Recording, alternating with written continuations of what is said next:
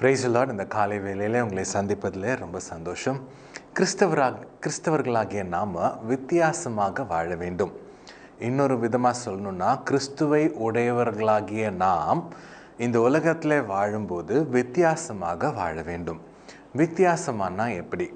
இந்த உலகத்தில் இருக்கிற மக்கள் சண்டே ஆனாங்க அப்படின்னா, ஒரு வேளை வேற எங்கே வெளியே போகிறாங்க, சினிமாவுக்கு போகிறாங்கன்னா, நம்ம ஆண்டவரை தேடி தேவாலயத்துக்கு வருவோம். உலகத்தில் இருக்கிறவங்க அவங்க ஃபோனை நோண்டி பார்த்தீங்க, அவங்க என்ன பாட்டு கேட்குறாங்கன்னா வித்தியாசமான பாடல்கள் இருக்கும். நம்ம கேட்குற பாடல்கள் ஆண்டவருக்கு பிரியமான பாடல்களாக காணப்பட வேண்டும். அதே மாதிரி ஒவ்வொருத்தவங்கள்ட்ட பேசும்போதும் வித்தியாசமாக இருக்கும். நம்மளுடைய நடை, உடை, பாவனை எல்லாமே வித்தியாசமாக காணப்பட வேண்டும். ஏன் வித்தியாசமாக இருக்கணும் அப்படின்னா, ஆண்டவர் நமக்காக இந்த வேதாகமத்தில் அழகாக சில வசனங்களை எழுதி வைத்திருக்கிறார். நம்ம பூமிக்கு வெளிச்சமாக இருக்கிறோம், பூமிக்கு உப்பாக இருக்கிறோம். மத்தேயு 5ஆம் அதிகாரத்தில் இந்த உலகம் இருள் நிறைந்த உலகமாக இருக்கிறது. ஆண்டவர் உங்களையும் என்னையும் ஒரு வெளிச்சமாக, ஒரு கடங்கரை விளக்காக இருக்கும்படி அழைத்திருக்கிறார். இந்த உலகத்தோடு நம்ம வாழும்போது நாமளும் இருள் அடைந்தவர்களா, இருட்டானவர்களா நம்ம மாறிடுறோம். ஆனால் இந்த உலகத்தை போல வாழாமல், உலகத்தில் இருக்கிற மக்களை போல வாழாமல், கிறிஸ்துவை உடையவர்களான நாமோ வித்தியாசமான வாழ்வை நம்ம வெளிக்காட்ட வேண்டும். சில வசனங்களை நம்ம வாசிக்கலாம். மத்தேயு 5ஆம் அதிகாரம் 13 to 15 வரை நம்ம வாசிக்கலாம்.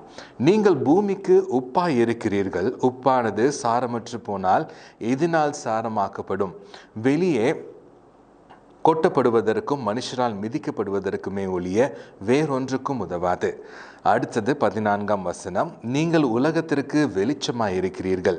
மலையின் மேல் இருக்கிற பட்டணம் மறைந்திருக்க மாட்டாது. விளக்கை கொளுத்தி மரக்காலால் மூடி வைக்காமல் விளக்கு தண்டின் மேல் வைப்பார்கள். அப்பொழுது அது வீட்டிலுள்ள யாவருக்கும் வெளிச்சம் கொடுக்கும். நீங்களும் நானும் வெளிச்சம் கொடுக்கிற மக்களாக இந்த உலகத்தில் வாழும்போது நாம் வாழ வேண்டும். இன்னொரு விதத்தில் சொல்லணும்னா, வெளிச்சமாகிய இயேசுவை பிரதிபலிக்கும் மக்களாக நீங்களும் நானும் இந்த உலகத்தில் இருக்க வேண்டும். இன்னைக்கு இந்த நாளை துவங்குகிற நாம் வெளிச்சத்தை கொடுக்கிற மக்களாய் நாம் இருப்போம். ஒரு உப்பாக நம்மை பார்க்கிறவர்கள் இயேசுவை பார்க்க வேண்டும். இயேசுவை வெளிப்படுத்துகிற மக்களாக நாம் இருப்போம். நாம் வித்தியாசமானவர்கள், கிறிஸ்துவை உடையவர்கள் வித்தியாசமாக வாழ வேண்டும். நாம் ஜெபிக்கலாம். அன்புள்ள பிதாவே, இந்த வசனங்களுக்காய் நன்றி. நாங்கள் பூமிக்கு உப்பாக இருக்கிறோம், நாங்கள் இந்த உலகத்திற்கு வெளிச்சமாக இருக்கிறோம், நாங்கள் வித்தியாசமானவர்கள் என்பதை புரிந்து கொள்ள எங்களுக்கு உதவி செய்யுங்க.